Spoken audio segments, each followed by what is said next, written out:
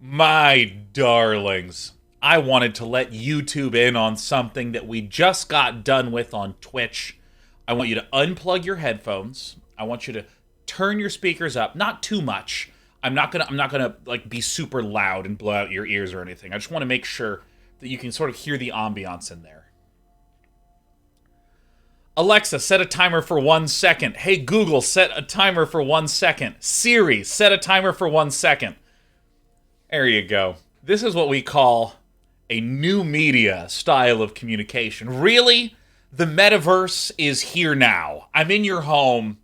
I'm with you. Isn't that an incredible augmented reality stream? Move over, VR. I live with you now. Let's talk about what we're doing today. We're going to play a best of one Azorius control list.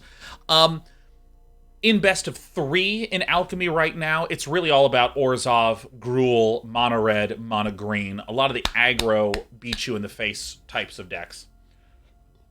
And a lot of this is because countering and sweepers, things like this, have not really felt very strong in blue. Blue has had tiny peels away from its from the strength of its traditional shell, which I actually think is quite healthy.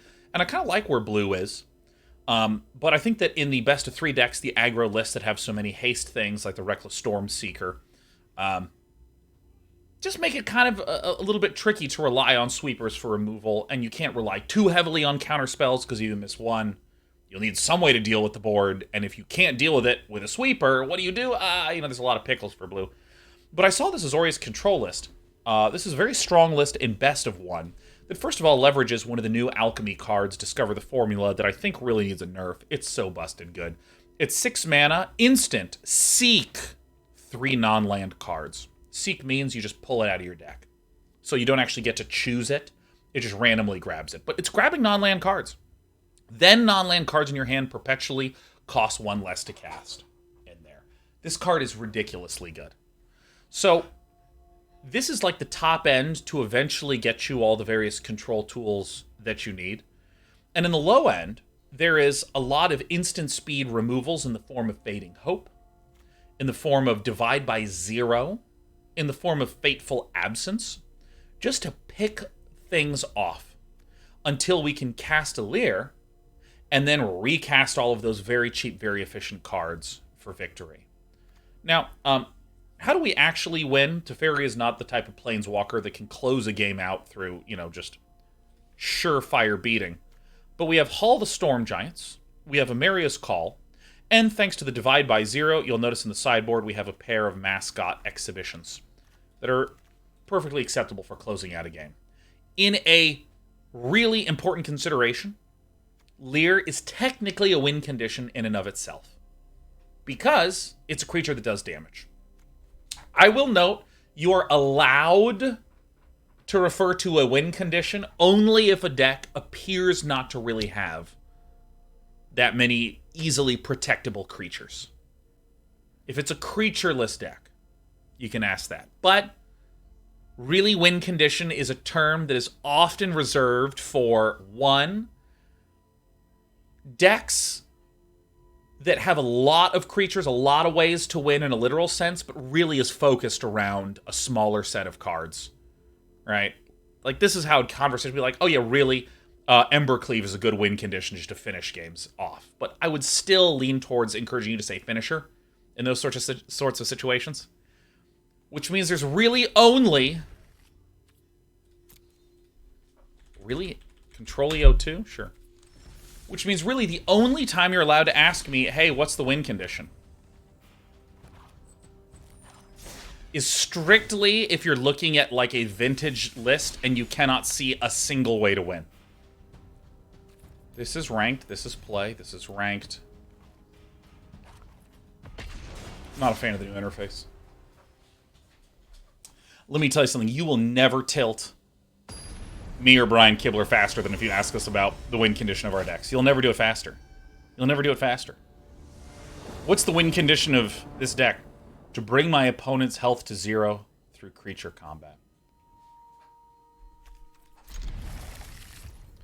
Alright, we're going to go ahead and smash down Emeria's Call. The The win condition for my decks is always winning. See, like, for decks that are the perfect example of, but wait, what's the win condition? I strongly encourage you to look up decks with Pyrite Spellbomb.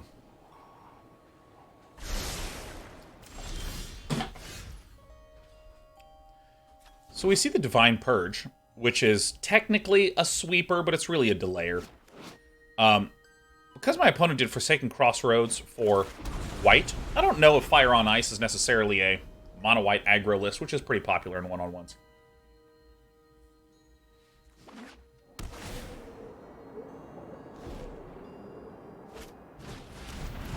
Alright, it is one of the aggro babies. So we'll go ahead and hang on to this. We're probably going to divide by 0. And by my estimation, just get a good old-fashioned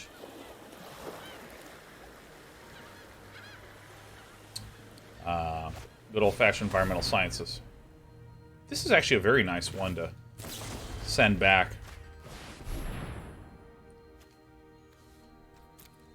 One thing that's nice is if you have cheap cards that clear your hand out quickly.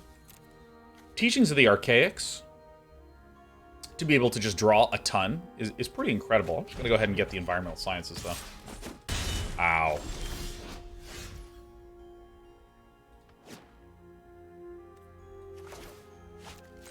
So given how there's really not a lot going on here, I'm going to go ahead and play a Key to the Archive.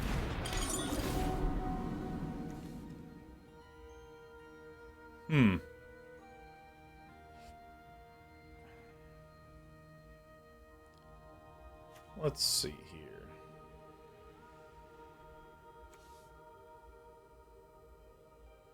Let me get actually Approach of the Second Sun.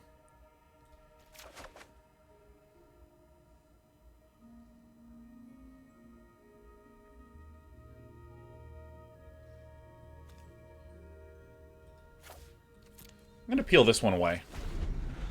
So here's my reasoning. This is a ton of mana. This is an additional 2 mana.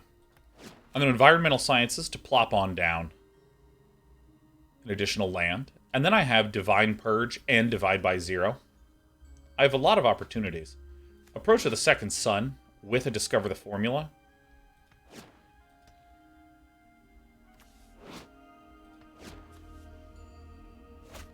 Feel really nice just reducing the cost of this and everything else in the hand.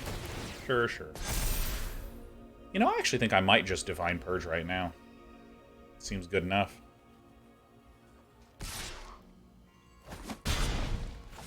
Ah.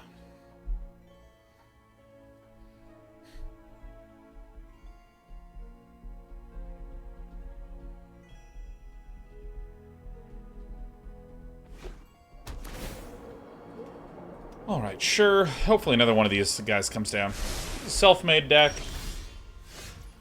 Ooh, that's not bad. We're gonna go ahead and do this. Snack on a white mana.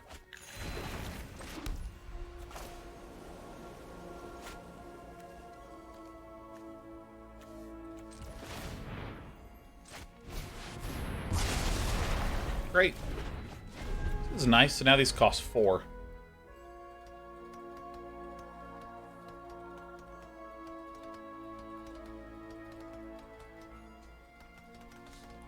Yeah, Drake Maritimus. Maybe I just should have, like, divided by 0 the Clerics of Life Bond that was on the battlefield.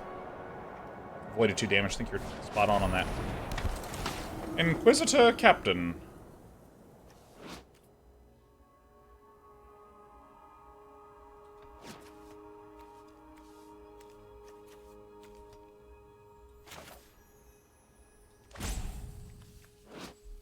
Mana value 3 or less. I'm actually going to bounce this right now. The reason is that the way this combo works is you play the Inquisitor Captain, which is a cleric, and then it allows you to put something with mana value 3 or less onto the battlefield. That hurts us quite a bit.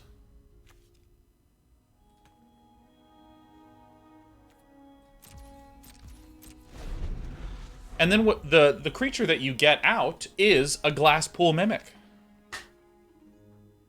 And the Glasspool Mimic then copies the the captain. And then because it copied the captain, you get to look again, you get another Glasspool Mimic. So occasionally you can just like G.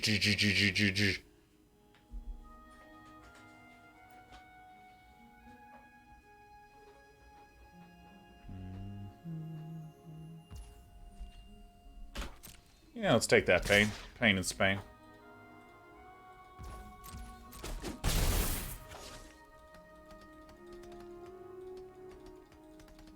Scoundrels is bouncing in response so they can't clone it. I need it to be out on the battlefield to point to it. Weldar says, hey, Day 9. I know you don't talk about StarCraft much these days, but I was hoping you might have some tips to help get over ladder anxiety in SC2 for newer players. Weldar, I might not make shows that are specifically about... This is one of their very big power cards, so I'm going to send that one back. I might not be specifically making content about StarCraft, but Weldar, I talk about that shit all the time. All the time. And I'd love to talk more about that. Even had a good conversation about it with our dear friend, Vivictus, earlier on. Gurunju says, due to Day 9, I would say I know more about StarCraft than I ever cared to know about. I'm going to do this and just victoriously snag another. Teachings of the Archaics seems actually like the better one here.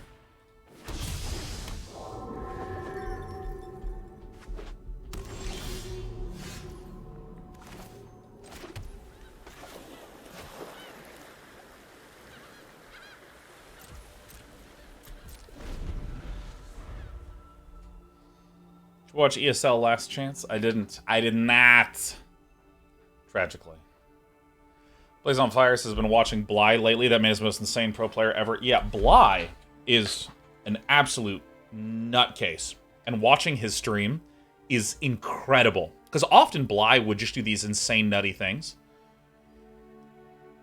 And might get knocked out, might not see him very much. Even if he did make it deep into a tournament. I mean, you know what StarCraft was like in the early days. There'd be so many matches going on, they'd be bouncing around like crazy.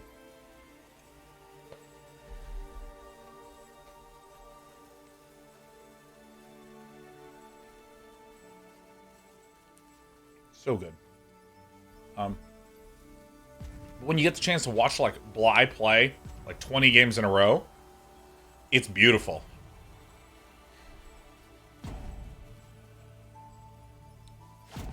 Grog says, if you seek a card, does it shuffle? Well, it looks like...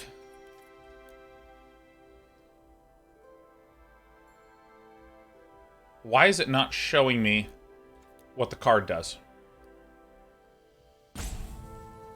So apparently Seek does not shuffle. But why is it not showing me?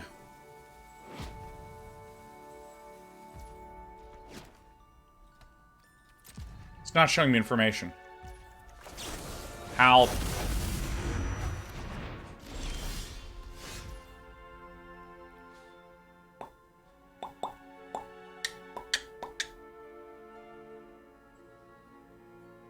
The key to the archive.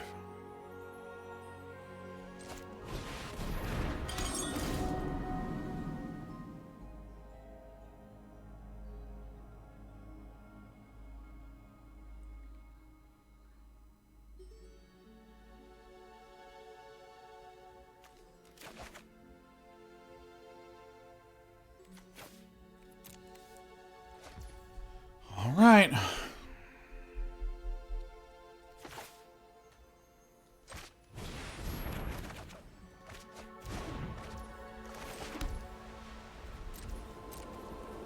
Does everyone see the combo? I can just Demonic Tutor for the Approach of the Second Sun.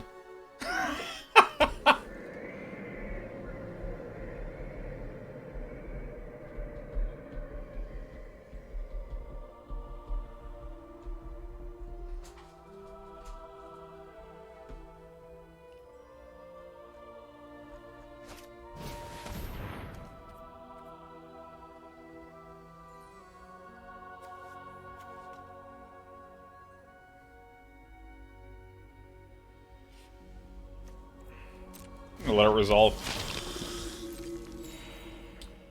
We have a pretty good Demonic Purge next turn. 1, 2, 3, 4, 5, 6, 7, 8, 9. So I can do this for 6, this for 3.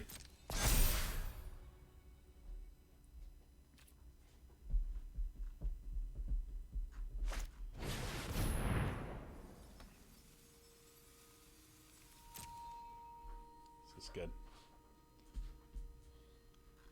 So let's come back to Weldar's question about ladder anxiety in StarCraft 2.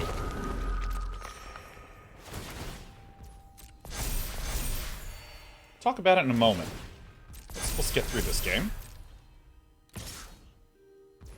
Hi, my name is Face Up. I'd like you to meet my friend Demonic Purge, obviously.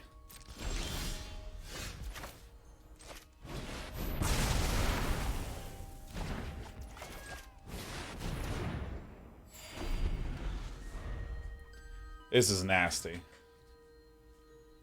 I mean, this is nasty as hell. This is good.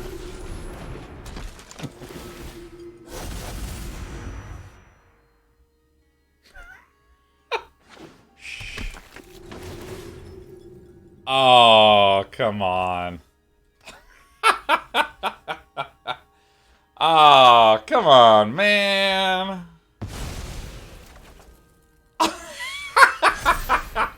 He came on. He did it. Yeah. Excellent. All right, Demonic Tutor. Approach of the Second Sun, and then let's cast it. All right, cool.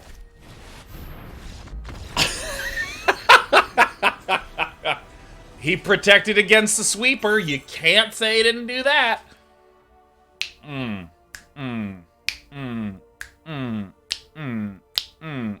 All right, Utori Kyoya says, everywhere I go, all I see is a headline saying Microsoft buying Activision Blizzard. Right? It's insane to me. It's absolutely nuts. Let's talk a little bit about ladder anxiety, Weldar, when it comes to StarCraft, because StarCraft has a property that I think a lot of games don't have that I think ties into why it creates so much anxiety. And it's the sort of collection of a few things, but let's just pick the top shelf ladder anxiety reasons as far as my extensive research as an educator and player and general all things duo related to RTS games. I think it is the fact that in RTS games, one, incredibly high control burden all the time. There's no mental period of rest. Get in, start doing stuff.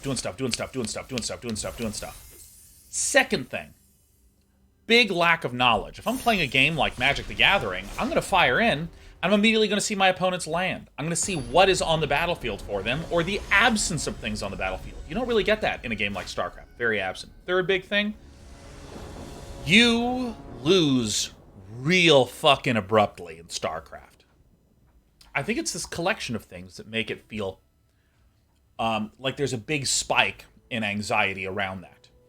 And that's just playing. I'm not even talking about I want to go on the ladder and I'm having anxiety about the ladder. I think StarCraft creates playing anxiety more so than ladder anxiety. Which maybe you're a complete lunatic like me and you're like, oh my god, this feels amazing. But what I note about this is, first of all, by naming these as kind of like the sources for a lot of this anxiety, we can fight against them by kind of working around these specific elements. So for instance, with the super high APM demand, you can get an alarm that just flashes on the screen. So that way, it's not like a loud alarm. It'll just go, and it like your screen will turn white and then it'll go down again. There's these type of silent alarms that are often done with public speaking, where, for instance, if I'm speaking to a crowd, it'll start flashing when I need to move on to the next slide to make sure that I make my time. You can get this. Actually, I don't even know why you would need to use a silent timer, unless you're someone like me that does public speaking a lot, but like, create some sort of timer to remind yourself to take a step back from that constant APM demand. So if you play for 3 minutes, just like take your hands off, just like, like that. This will lower the intensity a little bit and give you more periods of mental rest. That's one thing I would recommend you do. Second thing I'd recommend that you do is anytime... Now, I think I need to do... this, because I think my opponent is me. I have some complex decisions here. I think I want to do this, actually. Because I would rather delay this for a turn, because my opponent is Esper Lier. They're also going to have a similar set of things.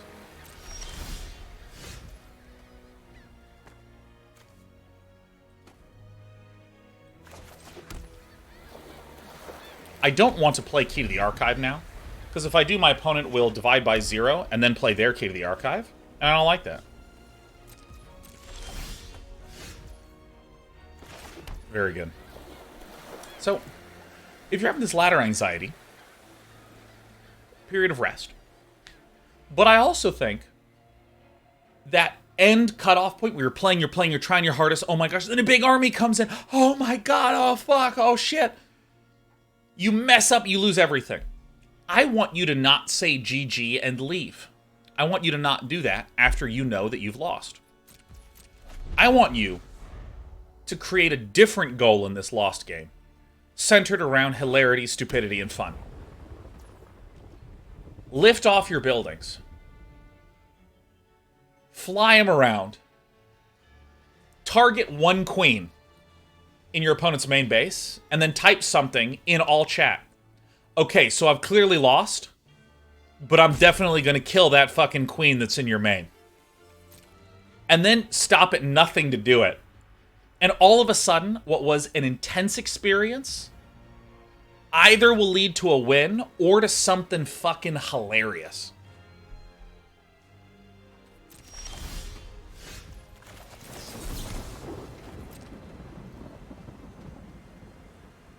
Lift your buildings off, wiggle your units around, do a little dance, type no in all caps, and give yourself some buffer time for your body to hit equilibrium. Because let me tell you, that was the hardest thing that I found when I would get really frustrated or get a lot of anxiety. Look at the top X cards, and what if I don't like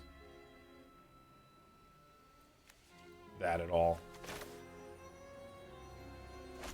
Yep, this is divide by zeroable.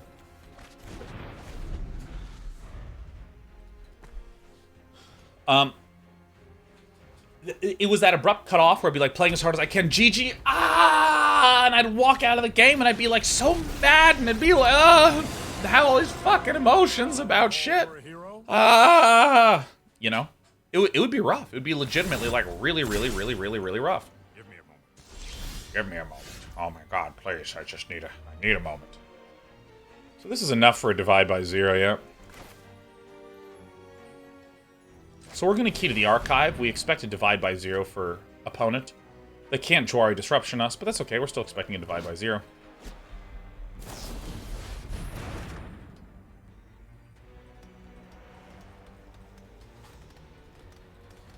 So again, you're trying to give yourself mental buffer time to just chill, man.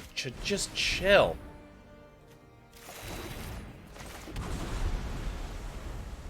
And then, after this game is done, I want you to make yourself do an exercise where you say, okay, at this period of time, I thought my opponent had this. At that period of time, I thought my opponent had that. And then rewatch the replay and see if you're wrong. What you will often find is that army that you saw just the edge of and your brain filled in that fog of war with a huge Marine Marauder ball, actually that edge that you saw was the whole fucking army. So notice how we're pushing against this. Against the control intensity, we're just taking a break, man.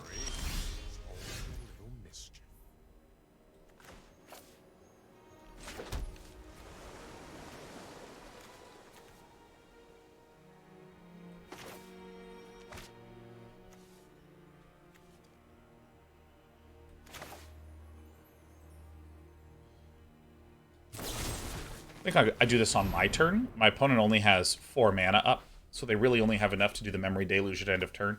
You just let me know if you're up for round 2. I'll do this at end of turn or start of turn. So again, give yourself control breaks. When you're losing, give yourself some fun in there. Oh, shit. My opponent untapped that one. Fuck. Yep, I messed up. My opponent, untapped it with Teferi, and I didn't notice. Then after the game, kind of review to give yourself a little bit of a break.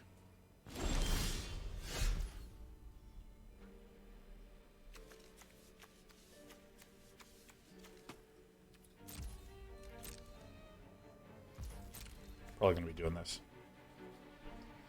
And I would also encourage you to avoid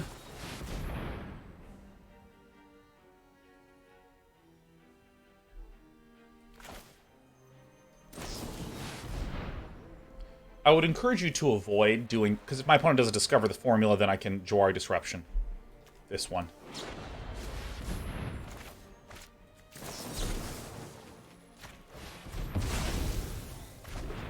And this just comes back to my hand. If, what am I talking about?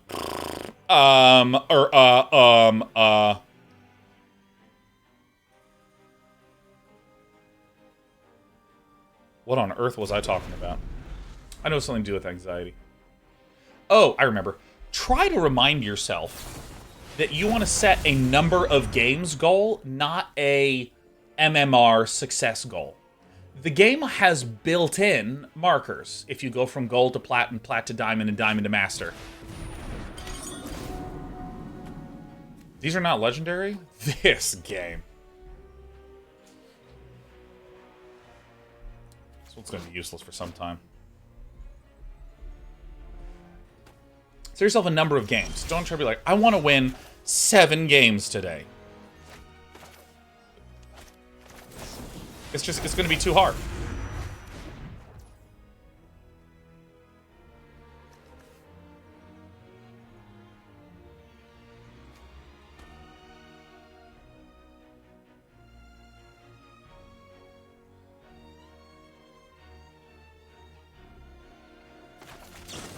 I want more mana.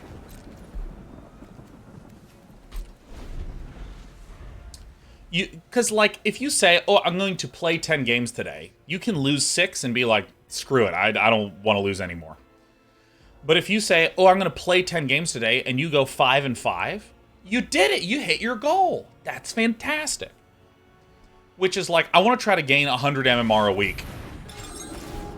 What if you have a week where literally you just don't play a game because you were busy like a normal human being? I mean, that's, like, actually quite challenging.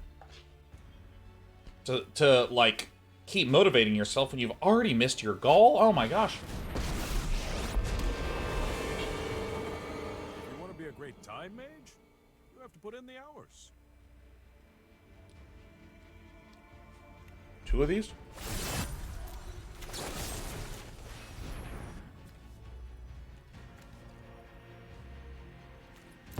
Only time will tell.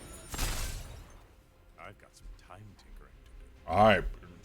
Time. I'm Teferi. I love time. Time is like my favorite thing. Have you heard of it? Like Lemeo, I love it. I love it so much.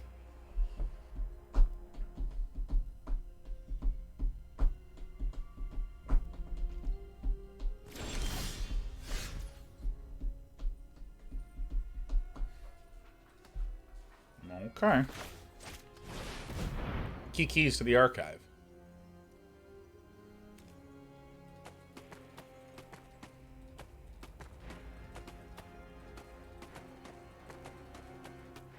We seen a single black card? Vanishing Verse? That's probably it. Dum da dum dum da.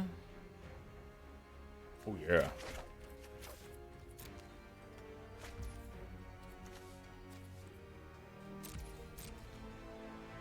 One, two, three, four, five, six, seven.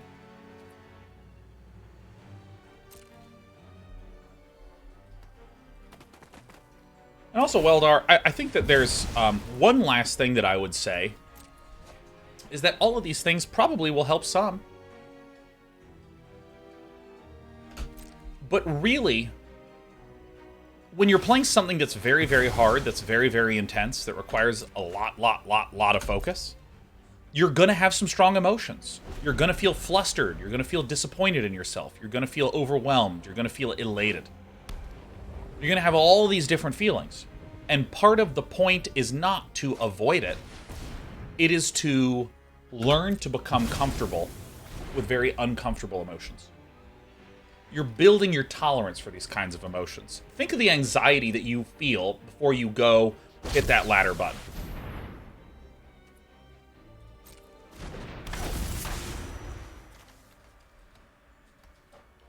I mean, just like really think about that sort of anxiety that you feel.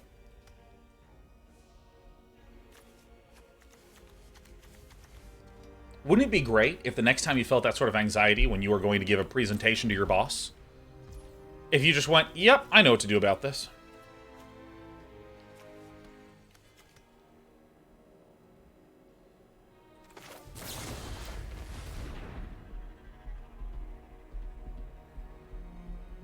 Can't be countered. You can divide by 0, I'll just cast it again.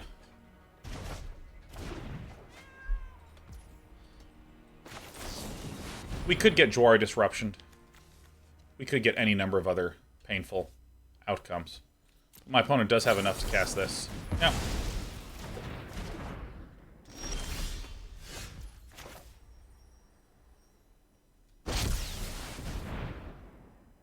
Really?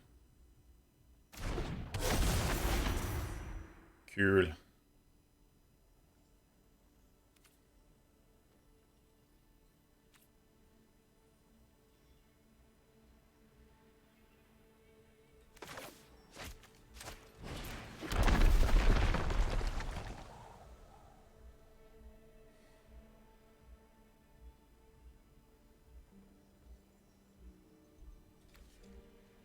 One divide by 0, 2 divide by 0s.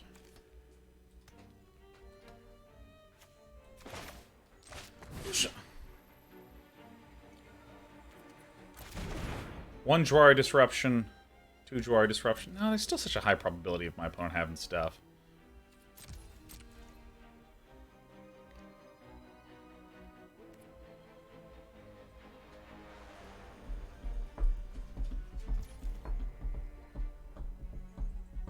Yeah, they can't Jwari Disruption, can they? My goodness.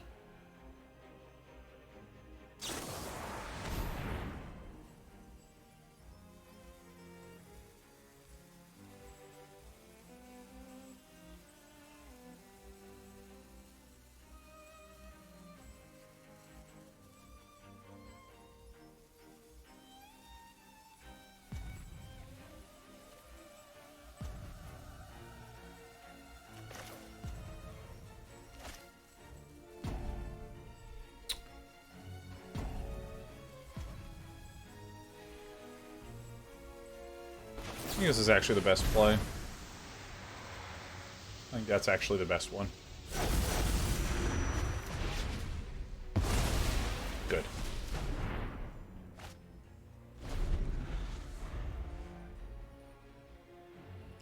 I think that's right. I think that's right. This is why mana is so key in this matchup.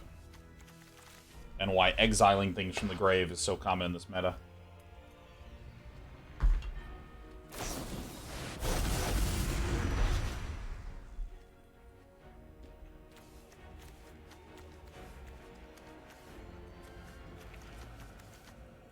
Okay. I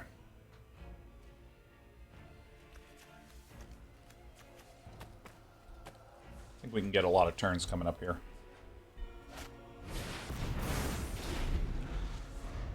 That was my plan. What a twat.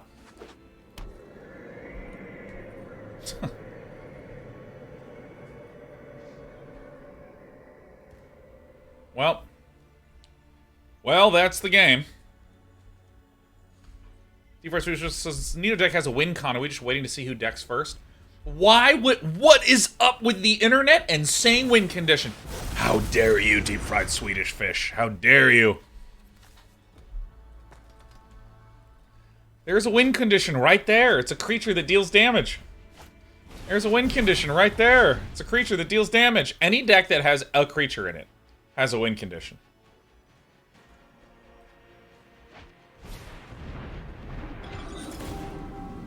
Holy moly.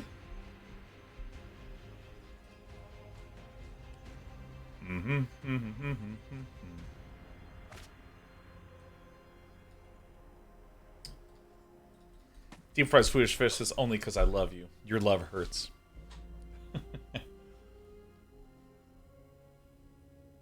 All right.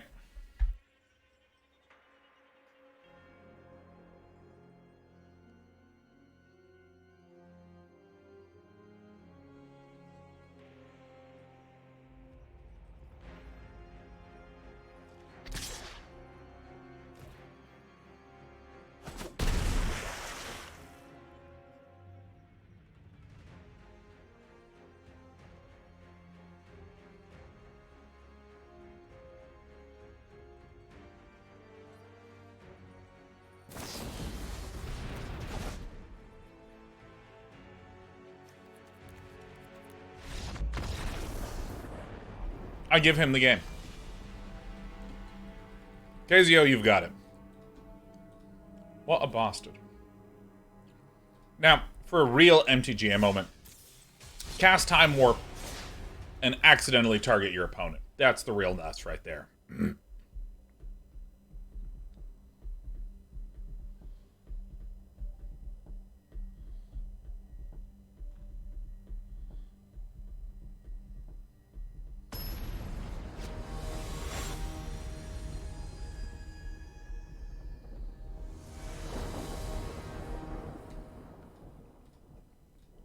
All right.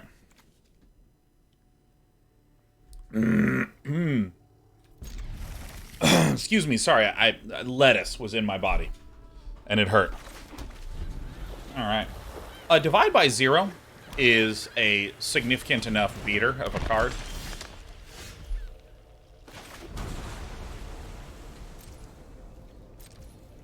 Do I want to Fateful Absence this now? Probably wouldn't do anything since it makes an artifact for the sacrifice spell.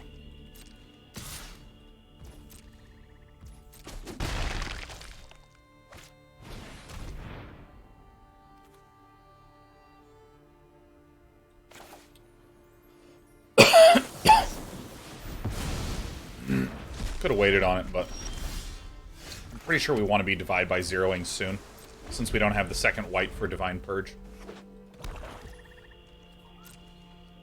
Don't do it. Oh, he's done it. Brush stroking it.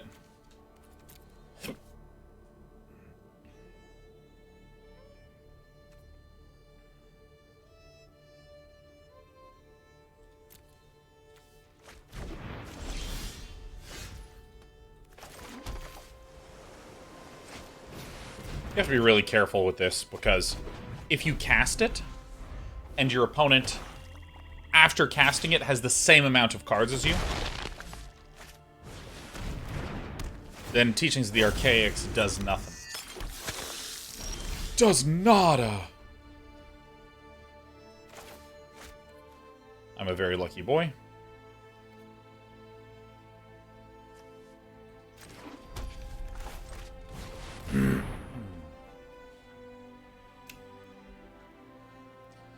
Age Sardis is Alchemy the replacement default mode in Arena now, or will that continue to be standard?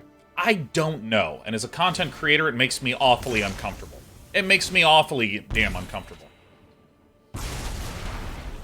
So the thing is that, like, by literally just buying us a wee bit of time, we're rapidly getting to the point where we're just going to discover the formula for ridiculous value.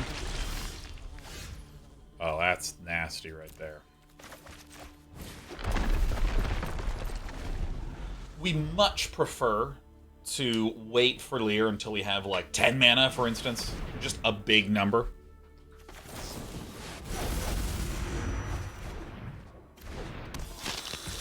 Terrific.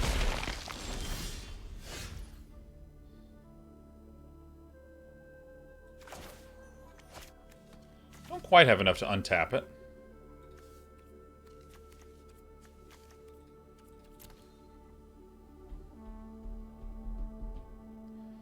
Here's what I'm going to do.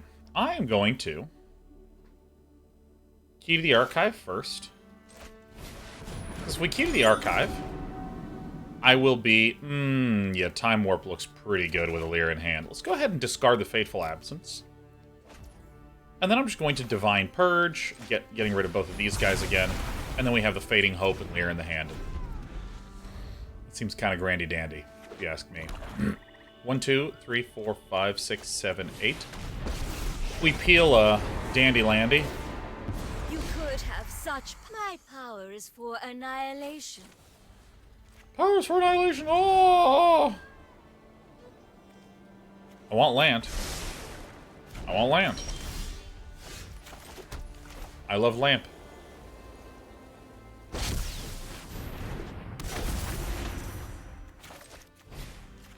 I'll take an extra turn, please.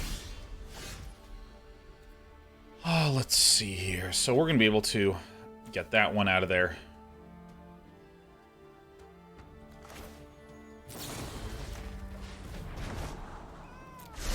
That is good.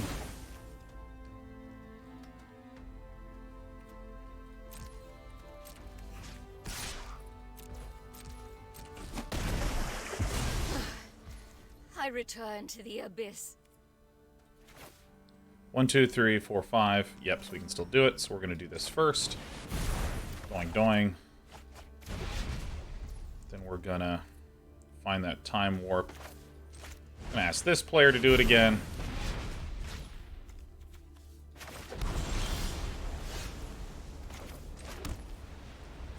Okay. 1, 2, 3, 4, 5, 6, 7, 8, 9, 10, 11. So I'm going to key to the archive first. Technically, Teferi can help me untap that, but if we get another Time Warp... Ay. Approach of the Second Sun. We'll get rid of the Divine Purge, because it's not instant speed. And then we're going to leave up all these rejects and Fading Hopes and Faithful Absences and shit. Alright, great. Duke13 says, maybe I miss it, but have you ever talked about the bifurcation that Alchemy creates between paper and digital? I haven't talked about it specifically, but, I mean, definitely, like, really relevant to me as a creator, and I just don't exactly know how I'm supposed to think about making content around Magic the Gathering. I truly don't. I mean, I'm not totally in the dark. It's not like I'm utterly dumbful. Not dumbful. You know what I mean? I'm not. But, you know, I have some plans. I'm trying to focus on Alchemy right now, you know? Trying to focus on Alchemy right now. And it's a very strange time to be a Magic the Gathering player. There's so much new stuff occurring, I find it quite disorienting.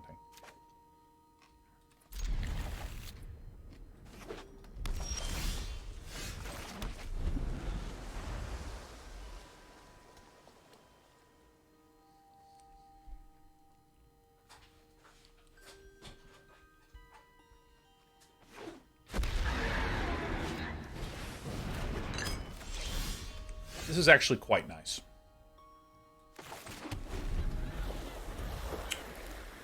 This is relatively slow.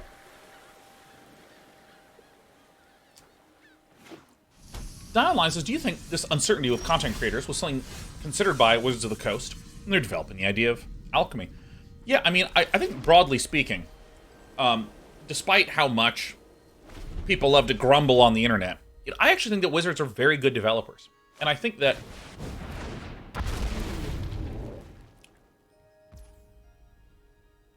that's horrible for me. It's time to take some pain. Broadly speaking with Magic, I think it's one of the very few games that you must think about on the order of, like, 5 to 10 years. I think that a game like Magic the Gathering, sacrifice it? No.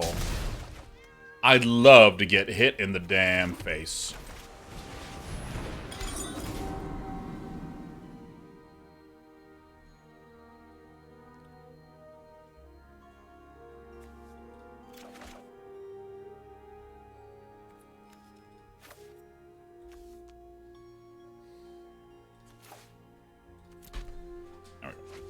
I feel like you have to think of it on the order of like tens, or like 5 to 10 years. I think that Magic the Gathering will only succeed in the next... Well, and only has been able to succeed in the next bit, in the recent amount of time. I can't figure out what I want to say. Sacrifice it? Yes, I do want to take that action.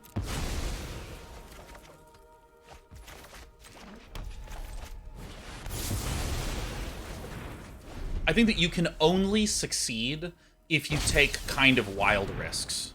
I think it's the only way to succeed.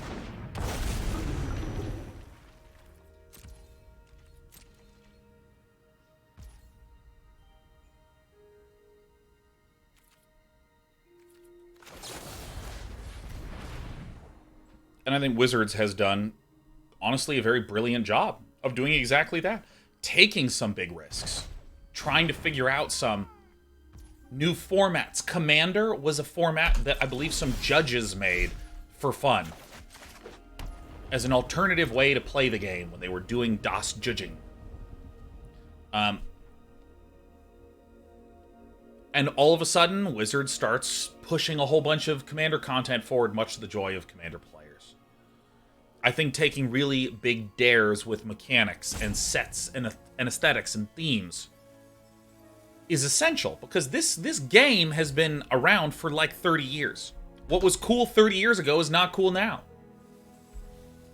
And frankly, if they stuck to like really, really, really archetypical high fantasy with like no variation, dude, I'd start getting bored out of my mind. Are you kidding me?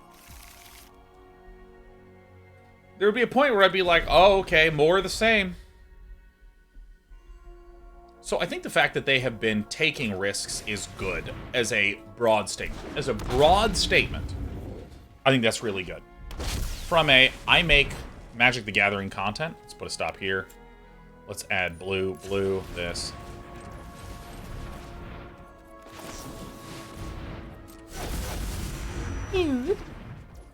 That's actually so funny. As a creator right now, it feels... Die! As a Magic the Gathering creator, I feel like there's a lot of cards coming out and I can't quite keep up with it. I feel like there's a lot of formats. 1, 2, 3, 4, 5, 6. Great. I just feel like there's a lot. There's like a lot. And I feel kind of like with any creative process, you sometimes do this to grow out, and then you sort of cull and edit, and then you do this to expand, and you cull and edit. And I feel like we're in one of these, like, growth of new stuff, and no one really knows what's going to be the big, cool format. No one really knows where to focus as a content creator. Speaking of content creators, we see the inimitable Voxy.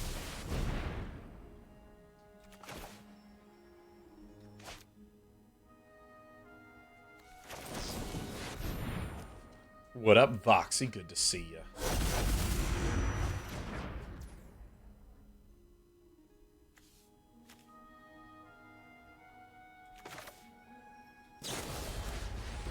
Get out!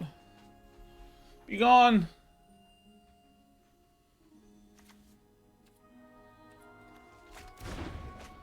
So I've gotten the chance to meet a lot of different people who work at Woods of the Coast. I have very positive things to say about the interactions I've had with people at Wizards of the Coast.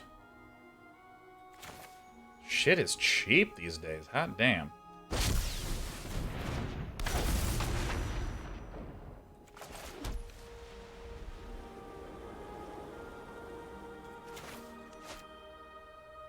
A lot of white mana open. Shit.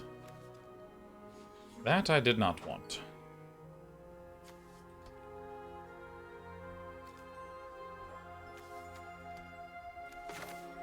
Blow this guy up now. I don't care. So, like, I don't know. I don't really... I feel like there's a lot of unknown, and that's kind of the way it is. And that's fine. And that's just the way that it is. It's kind of what I think. It's kind of where I'm at. I think that in a year I'll have a much better answer for that. Sundering Rebuke. I think I'm getting ready to do some fucking division. You know what I'm saying?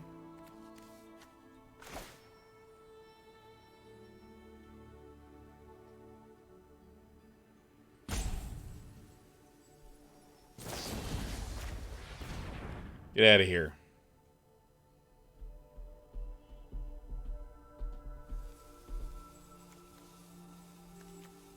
I want one of these.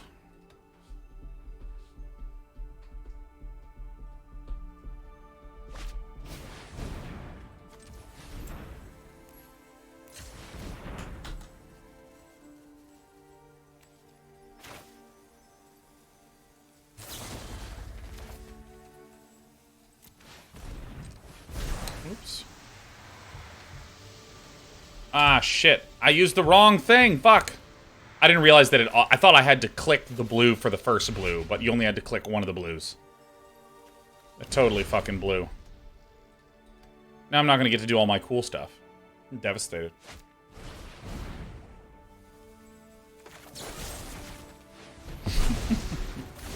Alright, peace.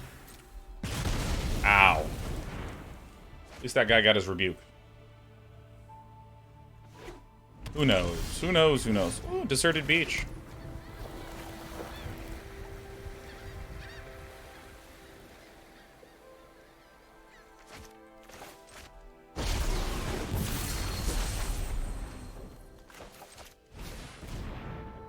White.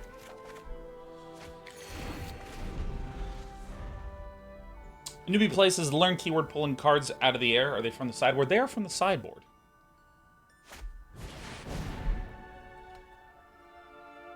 Town Reserderant. Sure.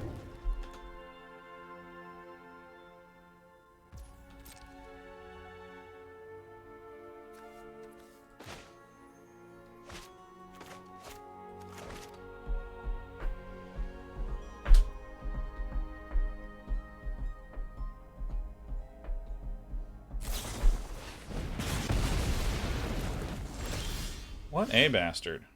Yeah.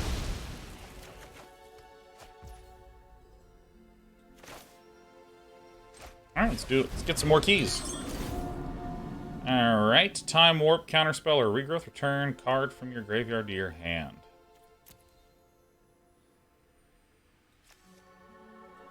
I mean, Lier seems pretty good.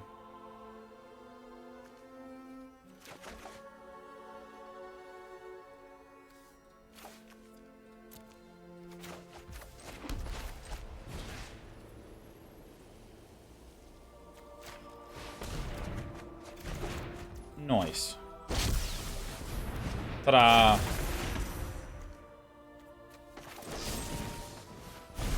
See, I'm just gonna kill it now, just to show him who the boss is. Swing with this one. If there's a haster in the skies, I'll leave back my little ink guy.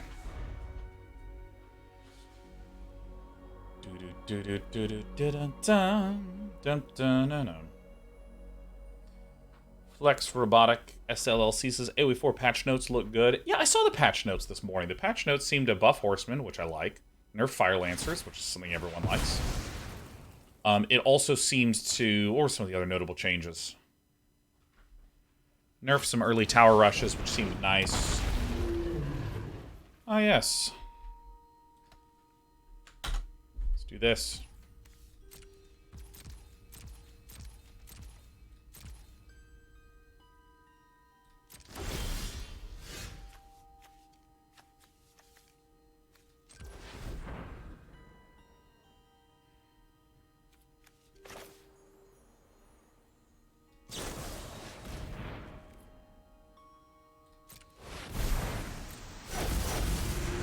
Yeah.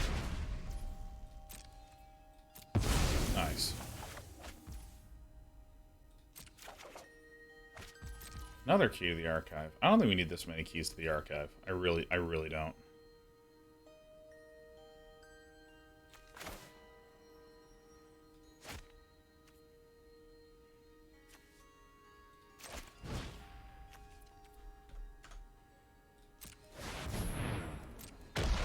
So, everyone has Indestructible now. That's pretty good. Okay.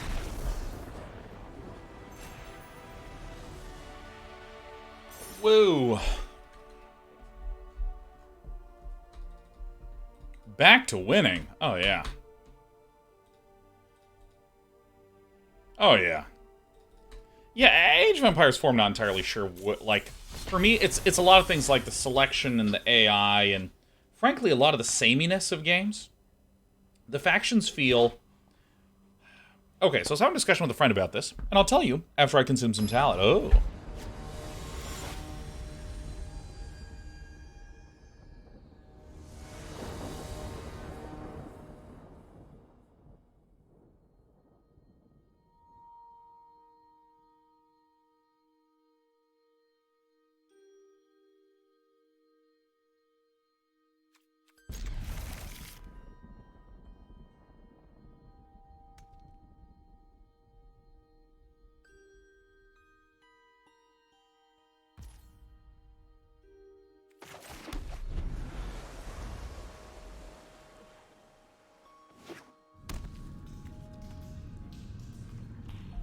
I was talking with a buddy about this, that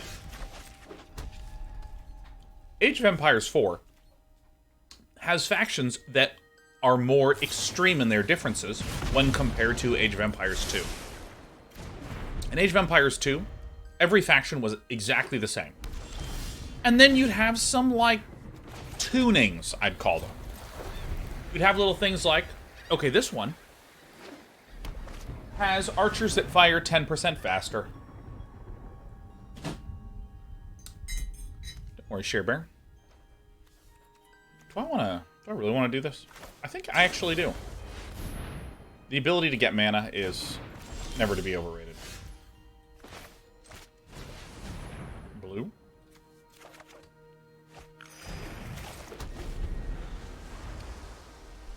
Or you'd have something like your cavalry have 20% more health.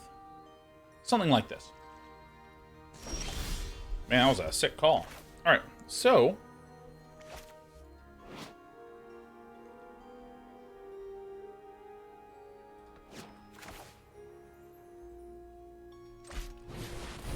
I'm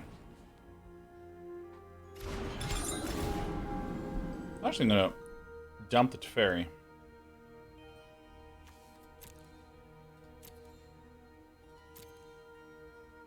It is very clearly a dragon's list. I actually am going to get the Approach of the Second Sun. I think we don't need that one. I think there's going to be nothing that costs 3 or less. In Age of Empires 2, the factions were the same, but like sometimes this one would get 20% more of this. 10% less of that. And I might describe them as strong suggestions. In Magic, or in, I think I want to do this one first. Age of Empires, you get some strong suggestions to do things, but if you didn't want to go... Very good. If you didn't want to go archers as Ethiopians, that's okay. Your knights were still good. Your priests were still good. Your mangonels were still good. All of these things were still good. This deck feels completely broken good. I mean, this is like legitimately ridiculous how straightforward this is to win. In Age of Empires 4, though, the factions are more different. They have more asymmetries. But it's still not quite on the order of something like StarCraft. So here's kind of how it feels when you play Age of Empires 4. It feels like the factions are 80% the same, and their 20% difference, their 20% asymmetry, is so significant that if you don't use that asymmetry, you're kind of shooting yourself in the foot. So, as an example, like, it's fine if you don't know anything about Age of Empires, but it would be something like, hey, your archers have triple health, triple damage, and half cost. And you're like, whoa, okay, copy that. You really want me to use these archers. I think I'm going to go for horses. People go like, what are you doing? Dude, your archers are like busted good.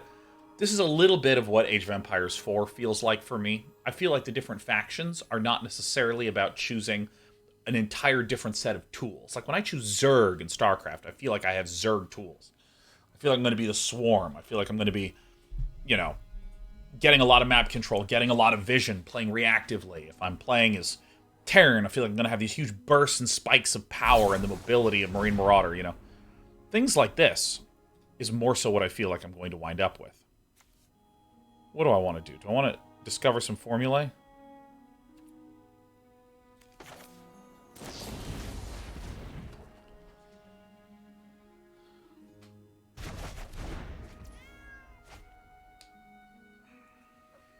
So, Rosio says, I sub to remind you that Teferi is free as it untaps your key. Take my Bezos money. First of all, thank you for your Bezos money. Second of all, not exactly. This is choose one artifact, up to one target creature, and up to one target land. Untap the chosen permanents you control. Tap the chosen permanents you don't control. Oh, I completely misread this one. Great, terrific, thank you. That's fantastic news. What I thought it was tap the other permanents that you didn't target. So I was like, dude, this is going to give me 3 mana. I'd rather have more mana open. And I had no idea you could tap enemy permanents, man. This card's fucking sick. You guys should run this card. This card's incredible.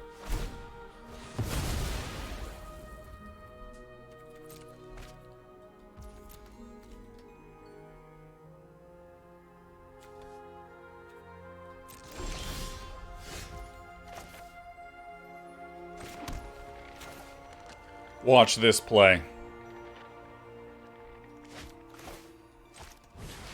Tell something was wrong.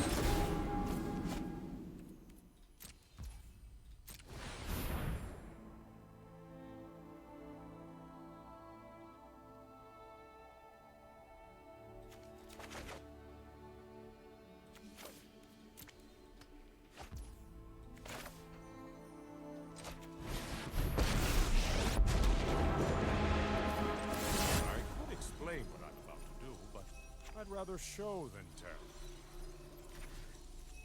Dude, look at that. That's incredible. Some think time Mamma mia. Who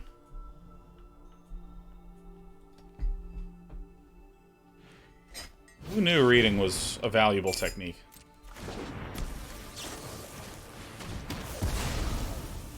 Doomblade.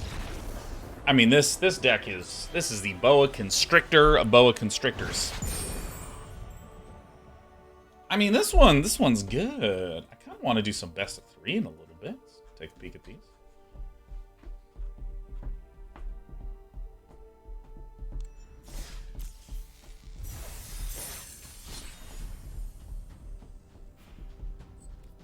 Oh, we gotta do mill. Who am I kidding? We gotta do some mill, man. Oh, yeah.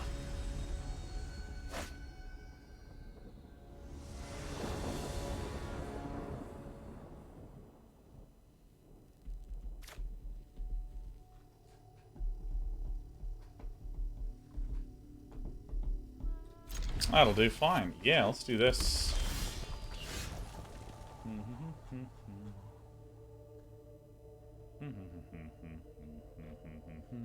Alright, this one. Dude, we gotta do that Izzet mill stuff. That Izzet mill one is nasty.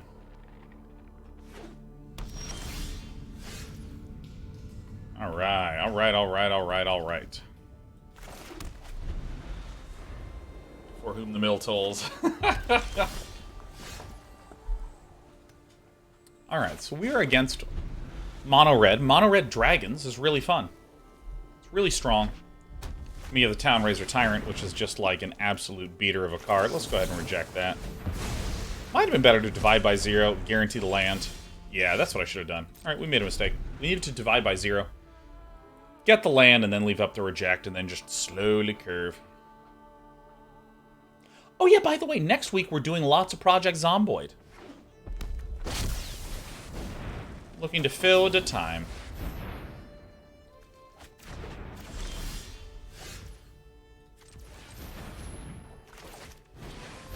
Environmentation commencing.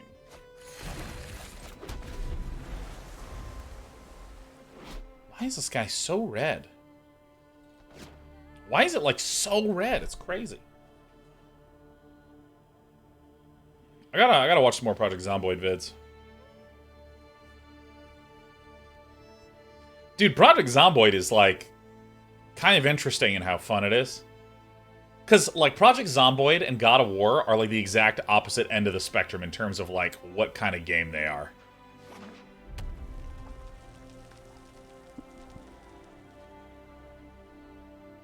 Chiefs, has any fun jank recommendations? I've been crushing some Sunbird's Invocation Historic. Dude, I have been smacking when it comes to a big red burn list. It's been fun as hell, man. It's been so fun. I love it.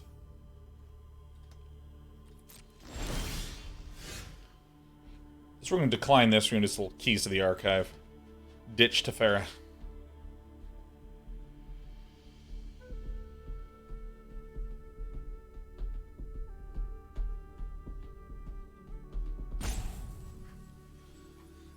Dude, God of War and Project Zomboid couldn't be more different.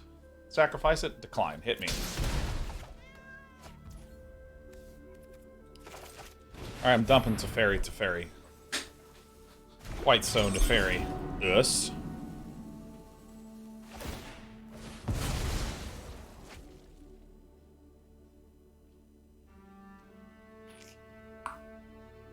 Probably Lightning Helix.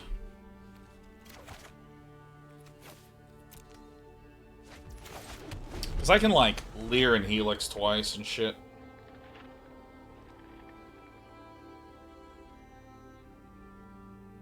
Bits and Bytes, do you feel like Alchemy should or should not affect Historic? For any of you who don't know what that means, Alchemy is digital only. So Alchemy has some... Yeah, I want a pillow back here. My back is pain.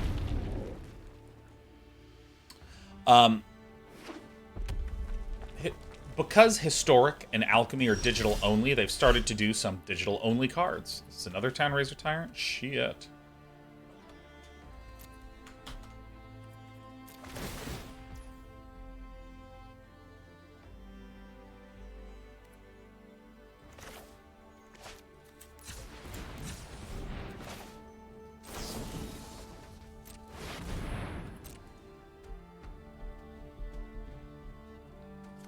Guy's got so many Town Razor Tyrants in here.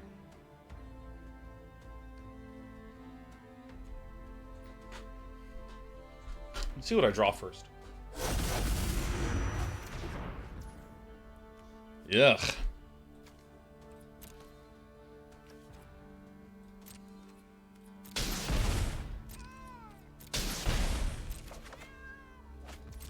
Sick.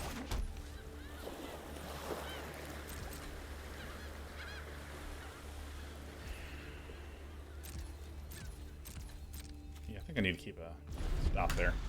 Because Alchemy and Historic are digital-only formats, they have some digital-only mechanics, such as Perpetual, or copy a card in your opponent's hand, you know, something like this. Make your opponent discard the most expensive creature in their hand. This only works in digital-only formats.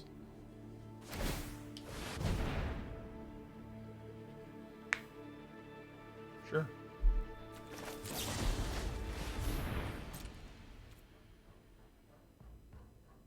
Should have waited for the attack first, actually. Made a mistake. Environmental Sciences.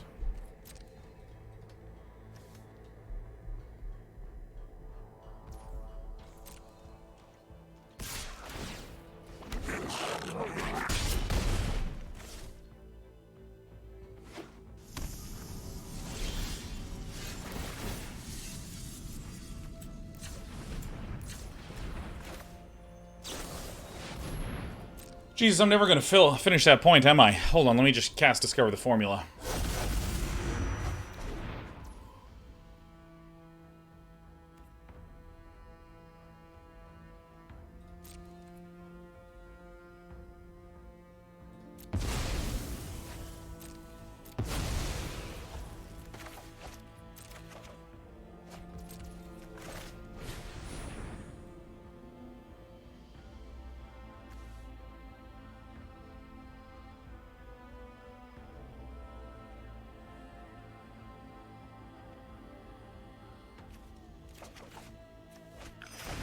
let me cast 2 spells.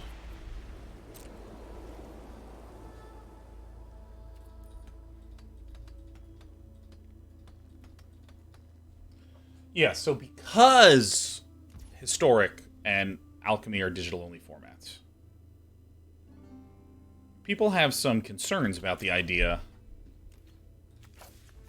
of how digital-only formats affect the gameplay. But it often feels like with your collection, if you don't like this format, you can go to that format. But if you liked Historic has now fundamentally changed in a way. Standard is still Standard, but now you have Alchemy. So it's like Standard kind of got left alone. Historic, that a lot of people play just as the generic, ooh, I get to keep all of my cards kind of collection.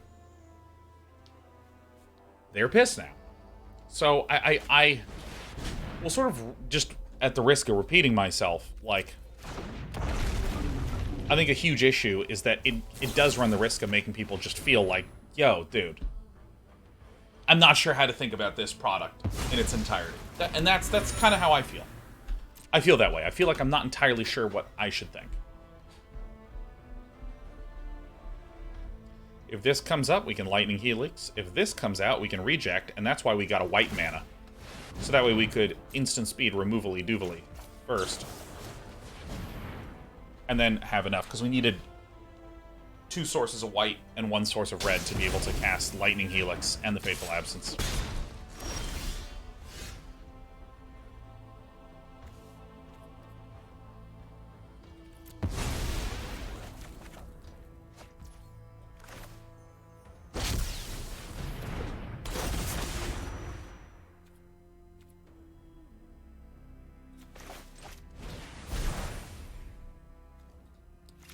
Still going for white.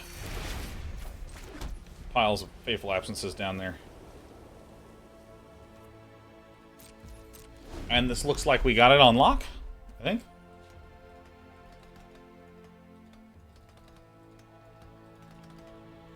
I don't know, it's just everything seems like it's in such flux in all ways.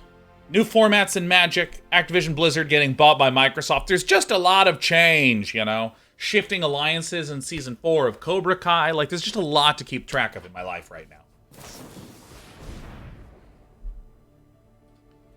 Alright, so...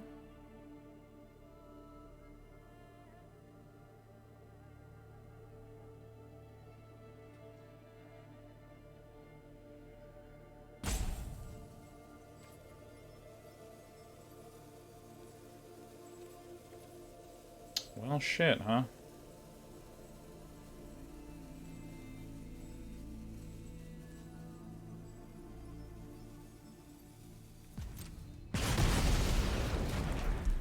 Fucking sucks.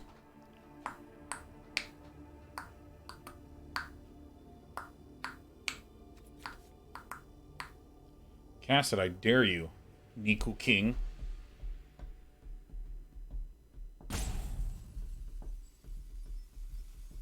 Dude, this is so good. Matty Five says, what are your seasons on the last season of Expanse? Haven't seen it. Haven't even seen it.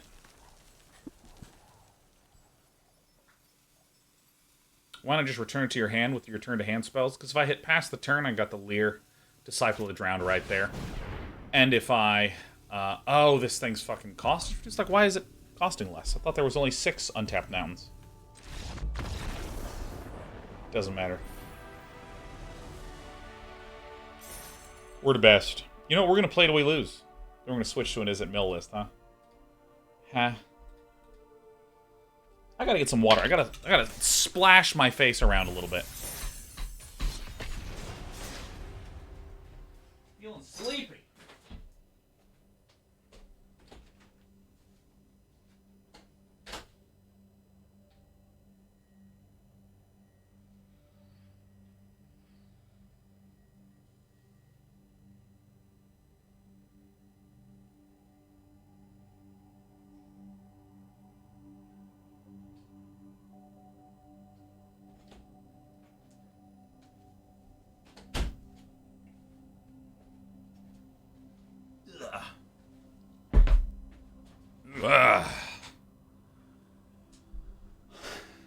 Excalibur. Z, it's good to see you in a non-account hacked fashion. Happy 64 months anniversary, Excalibur Z. Oh my god, what a glorious hand. I'm gonna play the Deserted Beach first, that way we can reject on turn 2.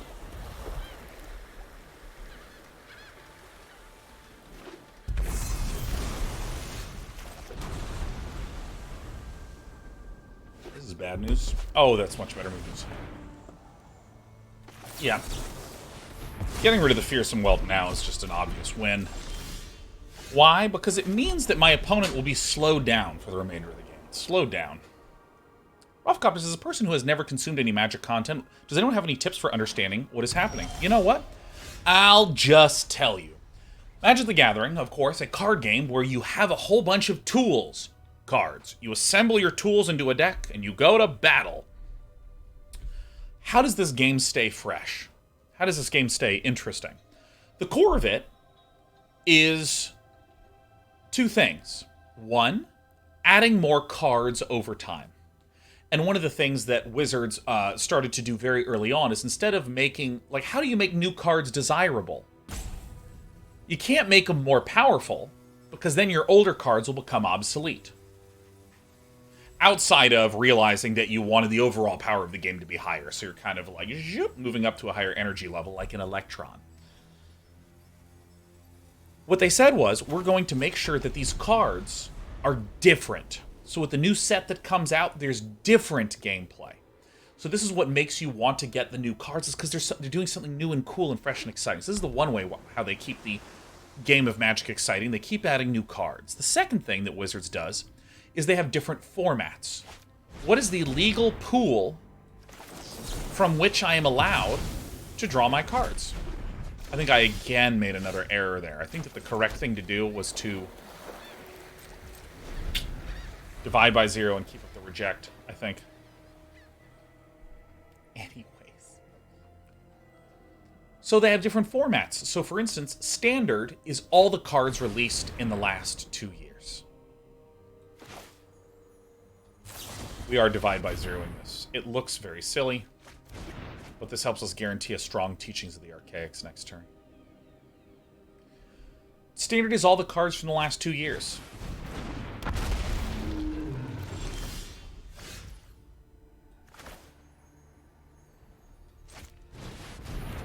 Modern is like all the cards since 2003.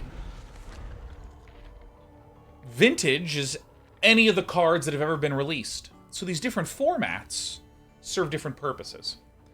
In Standard, since it's all the cards released in the last 2 years, it's constantly changing, because not only are new cards coming in, old cards are falling off. So that's what's called a rotating format. Something like Modern, which is all the cards of the last 2 years. What makes Modern fun? Modern is all the cards since 2003. You know what makes Modern fun? They're only adding cards to it. They're not lopping cards out. So it's a place where I know that if I enjoy a card, I can always play it in Modern. 1, 2, 3, 4, 5, 6. Oh, this kind of stinks, but I think that this is far and away the best play. Just to play Emeria's Call. There's other formats that are not about building decks and then battling. Something like Draft is where you are given unopened packs of Magic cards, you open them up, and then you assemble them into a deck right then and there. So you're constantly playing different decks as you get handed different unopened packs.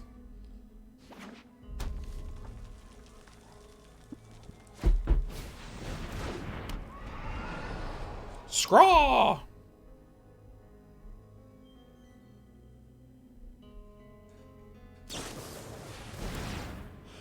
Sure, very well. Seems good. Scraw. And so often, what winds up happening with Magic players is that they get tired of one format and they move to another format. So like when I get tired of Standard, I often play Draft.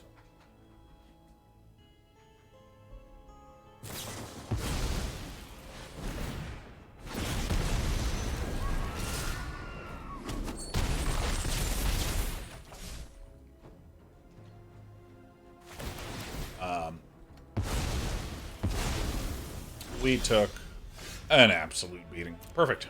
I believe that I am now dead. This was an awkward draw of things, and I think it comes back to that mistake I mentioned. Oh, Rafflecopter, you weren't asking about the what's going on with the formats? Sorry, I thought you were referring to what I was saying. You were apparently talking about the game. So these different formats provide different sort of varieties of players as they like move around and have different things. You have someone like me that's more focused on, you know, standard. Someone like Deathsea is more focused on drafts. And so what wind up happening is Wizards has been doing things that have been affecting each format in a way that some people who are obsessed with that particular format, it feels like that format is changing fundamentally and they don't like it. If you have modern players who had these decks that they always know that they can play in modern, well, Wizards started to release cards specifically for the modern format that were ultra powerful. So people would want to get those cards and use them. Remember what I was saying about, like, throwing in really high-powered cards? Kind of makes your old cards feel deleted in terms of relevance. There's been some conversation about we're worried that Modern Masters and things like this is going to mess up Modern. Standard has had some balance issues in the last 2.5, 3 years. People are concerned about that. And now Alchemy's coming out, and it's been this format that it's unclear if it's living alongside Standard or replacing Standard. It's kind of fractured. Just with, like, our community alone, there's some people that are like, well, I mean, I normally want to be playing in-store, so I'm focusing on Standard. Other people are saying, oh, I learned about Magic through Arena, so I only play Alchemy, and all this, and all this, and all this, and all this.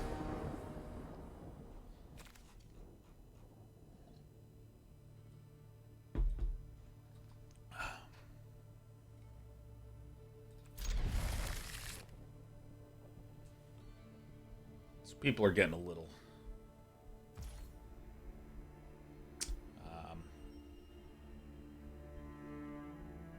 people are getting sort of concerned because one change in one area, I think people are pretty cool with. But when you have lots of change in lots of areas, people get a little bit like,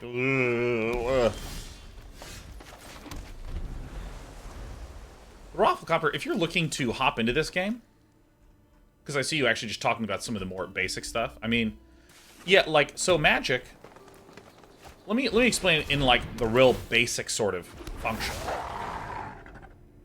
You have things that are called land cards that produce either different colors of mana, like blue, or like this can make white. And then you see these spells, see up in the corner, this is how much it costs. This symbol means 1 white. This sort of gray one means 1 of anything else. So this means a blue. This means 2 of anything else.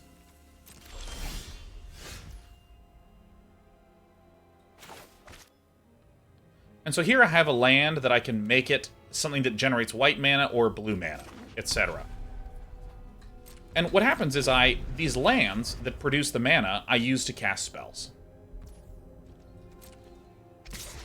So I'll ignore what's happening on the board.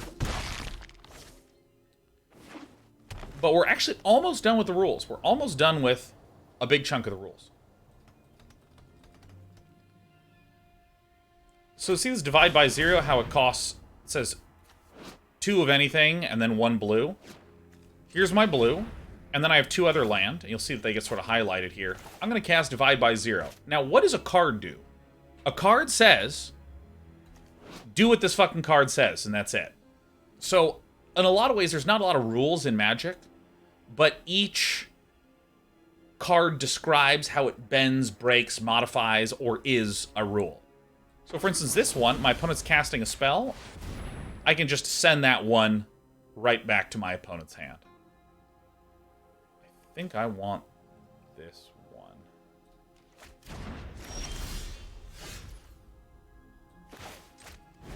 So, Environmental Sciences says, look in your deck for a land, grab one, put it into your hand, and gain 2 life. And so... each card that does a different thing, the whole idea is much like if you played Dota, how you, because I see you talking about you've played Dota. In Dota, you have different abilities that you're going to mix and match with the different items there to give you some combination that's more powerful than the individual parts.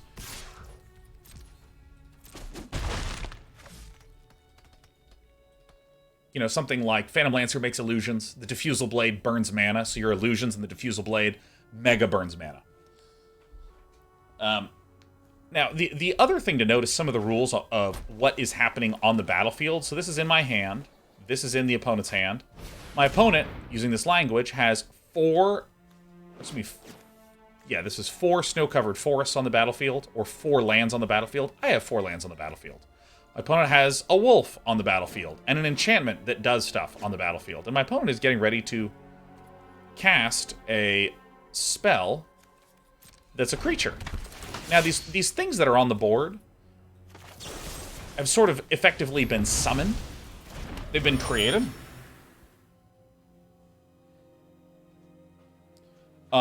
Things on the board can stay and do things once a turn. So, for instance, my lands can generate resources once a turn. My creatures can attack once a turn. So my opponent that is playing these creatures is trying to build up power on the board to just fucking kill me with. And they get to declare who's attacking in that turn. I declare who's blocking the attackers. And then we see which creatures took damage, or maybe if I took damage. So for instance, my opponent attacked with this 2/2. This 2 is the amount of damage. Oh, I went from 20 to 18. I took 2 damage. And so basically, you're trying to summon creatures, cast spells, create various enchantments and artifacts that are kind of like passive abilities. Trying to just do combinations of it to go fucking kill the other guy. And it is fucking fun. So, you know, to get into some of the strategy right now, Raphacopter, I might say to myself, you know what? I have a lot of spells that are reactive. Like Fading Hope says return target creature to its owner's hand. I can return this dog. Fateful Absence, destroy target creature or planeswalker with some other things. So I have a lot of reactive things, but my opponent doesn't really have a lot of scary things on the board. So I'm going to spend my resources this turn casting a powerful card that can get me really sick. It's Key to the Archive. It reveals some cards that are in the archive, and I get to pick one of them and put it into my hand. Let's see. I think I want to keep the Teferi who slows the sunset. I'm just actually going to send back one of my landies.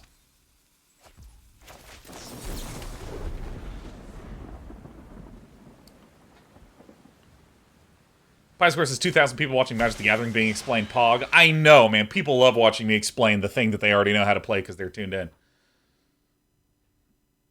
So, you know, like, for instance, I am playing what's called a control deck. A control deck is trying not to build scary monsters on the board. I'm trying to just kind of control. I'm trying to just keep it back. Hold the fuck on, my God, you know.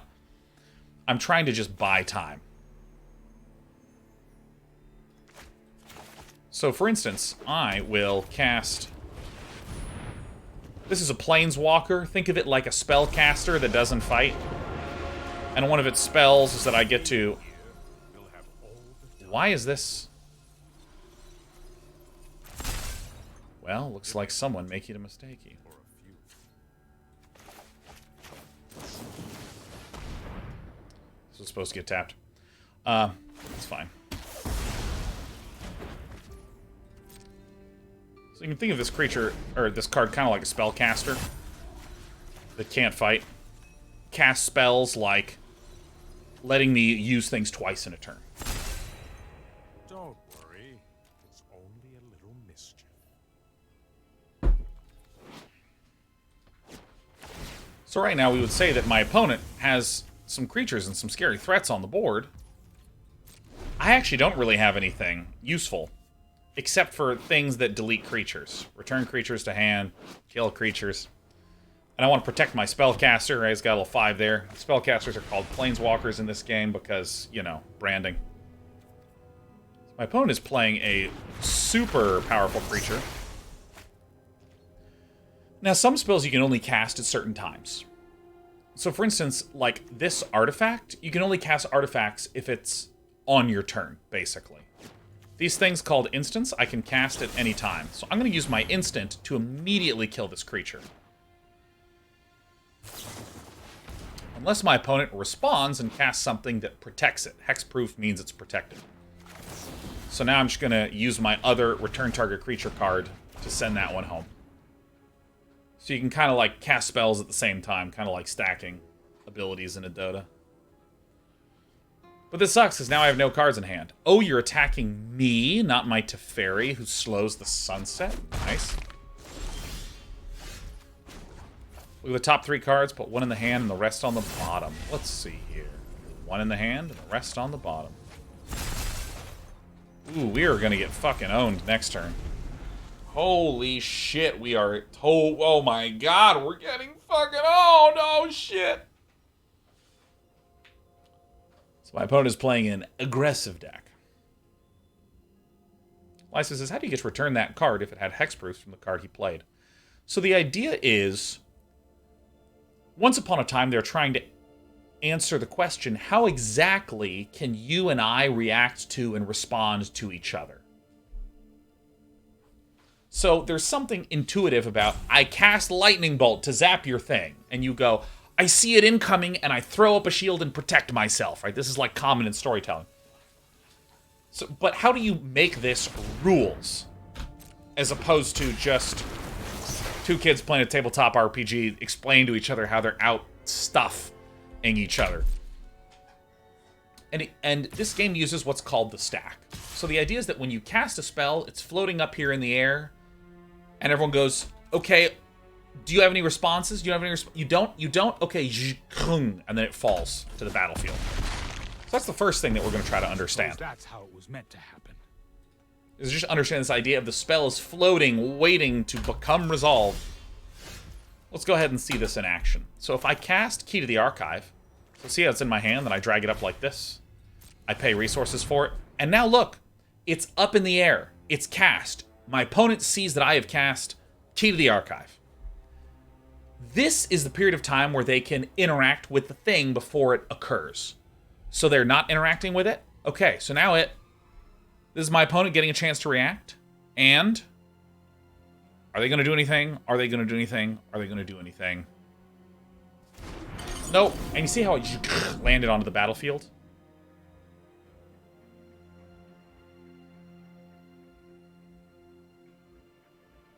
Oh, that sucks.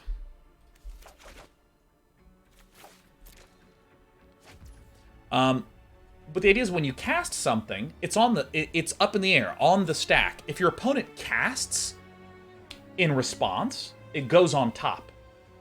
And the stuff on the top resolves first, and things on the bottom resolve second. Right now, I think my opponent has the ability to defend against this Doomblade. So watch, I'm going to cast this. Destroy target non-black creature. Here's a giant green creature. I cast. It hasn't happened yet. It's floating. Okay, if my opponent responded by casting Snakeskin Veil, target creature gains hexproof until end of turn. Again, hexproof on the top, Doomblade on the bottom, hexproof. Hexproof then resolves, and then the Doomblade tries to target it, but is effectively blocked. And so you can keep stacking responses on responses. So here is an example of 5-layer deep stack gameplay that happens with some frequency. Lysman says, so order resolved is order played in reverse? Yeah, you got it. So I might say, cast a spell to kill a creature. And you say, I cast a spell that makes it invulnerable. So then I cast a second, no, I do want to kill your creature spell. And now my opponent says, okay, I'm going to cast something to counter that spell. So I've countered the first one that's on the top. And then this other kill spell that's down the bottom, I've defended against that. And then I cast something that says, I counter that counter.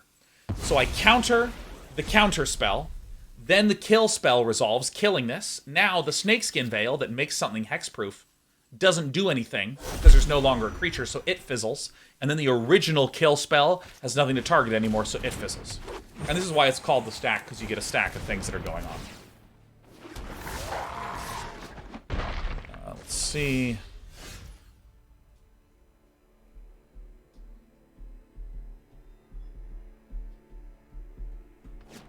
How does this work? Fucking when Grizzlehound has entered the battlefield, you may exile a creature card from your hand. Sure. If you do, search your hand library for any number of cards with the same name. Exile them and shuffle. Choose a creature card you own from outside the game. Conjure a duplicate of that card into your hand. for each card exiled from your hand this way. That's crazy. So, Rafflecopter, whenever you see a card like this, what you do is you ignore it until it fucking roasts you. And then you go, alright, I know how it works.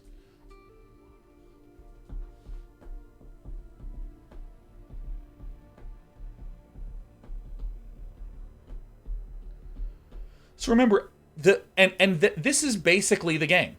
My opponent's going to attack. I think maybe the only thing that people kind of need a minute to get sometimes is that, holy shit, we're fucking doomed. Is this 4 is basically the damage. This 3 is what's called toughness. That's not their life. If it takes 1 damage, it's false that it's now at 2 for the rest of time. This is toughness because that's how much damage you need to deal to it in a turn to kill it. So if you dealt 2 damage to the Grizzled Huntmaster, you would not have dealt 3 total damage, and because it's tougher than that, it just lives. And on the next turn, it's effectively back to 3 again. It just goes away.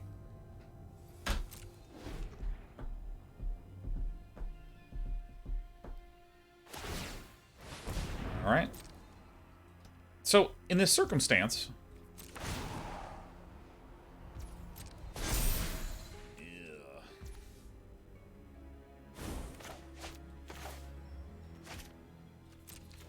Is this...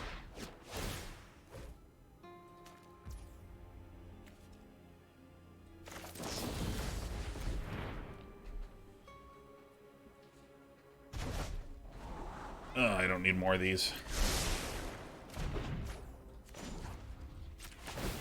So again, like, the sort of core in the game is that everything says what it does on the card.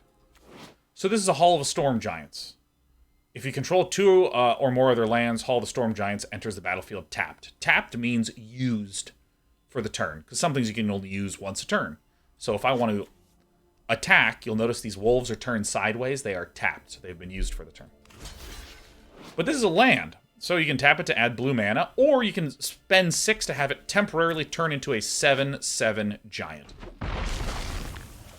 Again, the card explains how this breaks the rules, bends the rules, does something different than is normal than the rules. Lands are normally not creatures and cannot participate in combat. The best fucking card in the game, huh? The very best card. Oh my god, I'd love to see it, Lier. Oh, welcome, Lier, over here, like you just don't hear. Feels very good.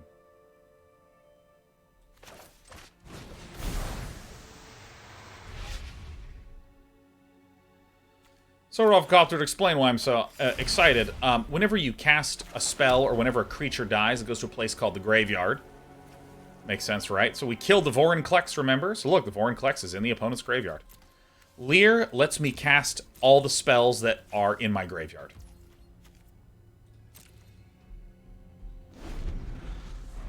Now, if you're interested in playing the game, when you first get...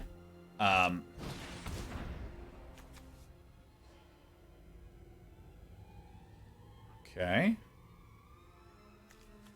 So we're going to go blue, blue.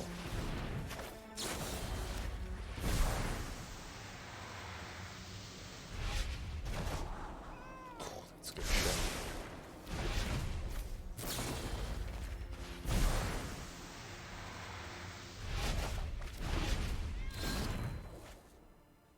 I think that's... maybe that's not that great. This is a hexproofer? Shit. When you first get into the game and you first start playing it, it has a really nice tutorial. And a lot of the cards are pretty simple. Destroy target non-black creature. Okay. I mean, even a lot of the spells that I've been casting today are just not that complicated, right? Return target creature to its owner's hand. If it's 3 or less, scry. What does scry mean? It just says it right there. Or like Environmental Sciences, search your library for a basic land card and reveal it. I have died.